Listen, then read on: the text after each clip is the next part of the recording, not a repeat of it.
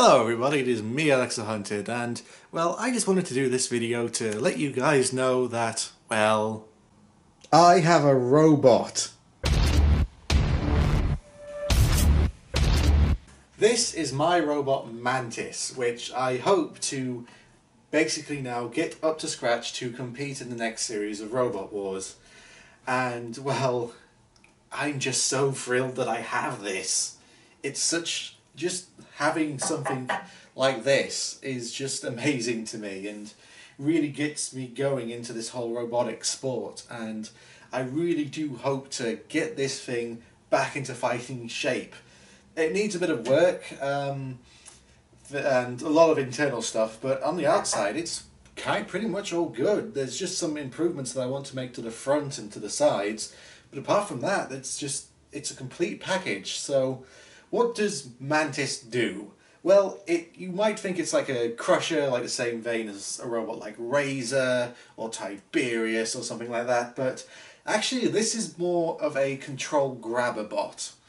But a simple way is that what its plan is, what it does, is that this beak comes down, grabs a hold of the robot, and then together, use a bit of weight to show this, but then this part comes up and lifts the robot up. So it's kind of looks in a way like a mantis when a mantis is holding on to its prey, like an insect when it's eating it.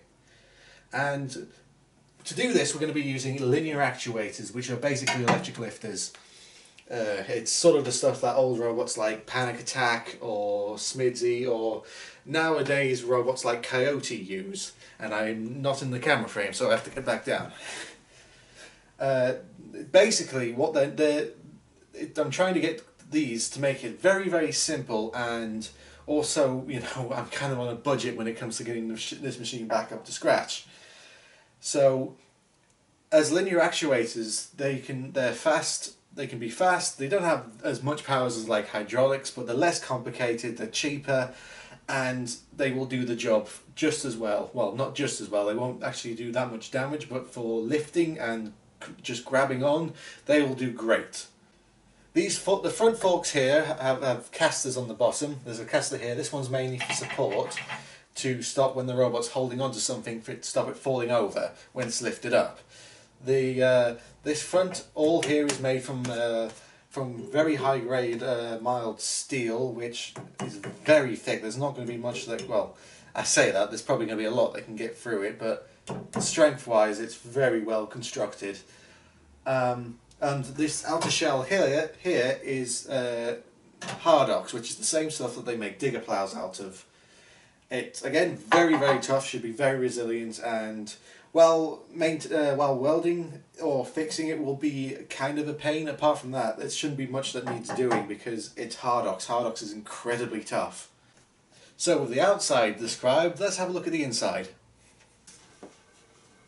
That's very heavy. So here's the interior of the basic interior of what Mantis looks like at the moment. And as you can see, there is a lot of empty space. But eventually this will all be full of gubbins and wires and all that good stuff. But let's take a look at what I've got so far.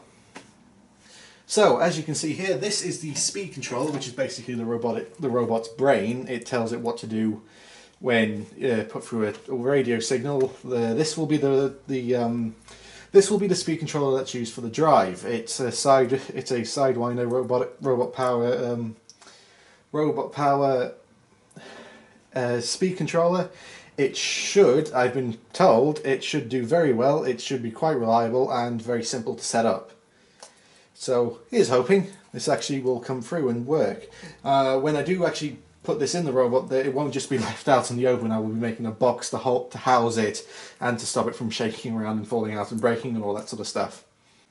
This wire here connects to the LEDs that are in Mantis's head, well, claw front, which when connected to the battery will light up. This is basically for the rules, because all robots need LEDs inside them that's hooked up to the main power supply to let people know that the robot is on. So it's basically just, it makes it also look kind of cool, you know, having a light shining out of this area. So here's hoping, you know, they're LEDs, they're very cheap and easy to set up. As you can see, hopefully in here is where the mounting point for the claw for the claws linear actuator will go. This will be mounted point here, which is connected to the front, which pivots and should, you know, provide plenty of support and be strong enough to take a bashing. There is one underneath the bottom. Oops. There is one here, which shall be for the underneath claw part. Oh, for the lifter part, should again strong, should reinforce it. You probably can't see it on the camera, but there is one underneath there. So I basically just made a loud noise, and you don't know, and you can't see underneath it. From this angle you can also see the motors now and the gearbox. These are Bosch 750 24 volt motors, which are pretty much some of the most reliable and long running motors you can buy, and they're basically one of the backbones of robot combat. So many teams use these, and they should, you know, they should do the distance. The reason why they're taped up is to stop like little part fragments of metal and grit from getting in the motors. So it should hopefully do that. Then the motors are also connected to this gearbox here, which is side driven, obviously, as you can see. Side gears, which then run to this chain system, which then run these wheels, and all that good stuff. The wheel, and as you can see, it has wheels, which is a plus.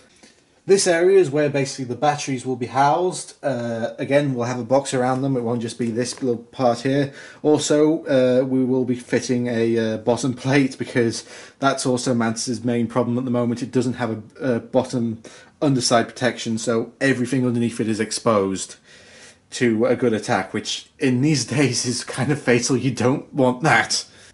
So we hope to actually put a base plate underneath, well, bottom plate underneath, to hold, well, basically make sure it's all safe and won't get too damaged. We also will be fitting a separate radio receiver for the weapons. Basically, the plan is to have two batteries, one battery dedicated for the drive and one battery dedicated for the weapon system, which will have two speed controllers, one speed controller which you've seen the side winder for the drive, and the speed controller. Doesn't have to be the most expensive speed controller, just for the weapon system. That will run the linear actuators, move it up and down, and all that good stuff. So basically, Mantis will require two controllers to operate. One controller for the weapon, one controller for the drive. It's kind of similar to how Carbide's weapon system is, because their drive and weapon system are completely separate and run completely separate systems. This does mean that we will need two removable links for the robot, which all robots must have competing in Robot Wars. It's basically a pull-out switch that is hooked to the batteries, which if you pull it out, the robot is completely dead. So here's hoping, with some time, effort, and especially money, that we can eventually see Mantis back on the robot scene, back again, and hopefully in Series 11 of Robot Wars, when that does happen, because it's the BBC. It's going to happen. It's going to happen. Anyway, yes, I can't wait to get this thing back up and running. Honestly, to get it up and running, it doesn't need that much work, but to get it back into combat, make it combat worthy, it does need a little bit of work.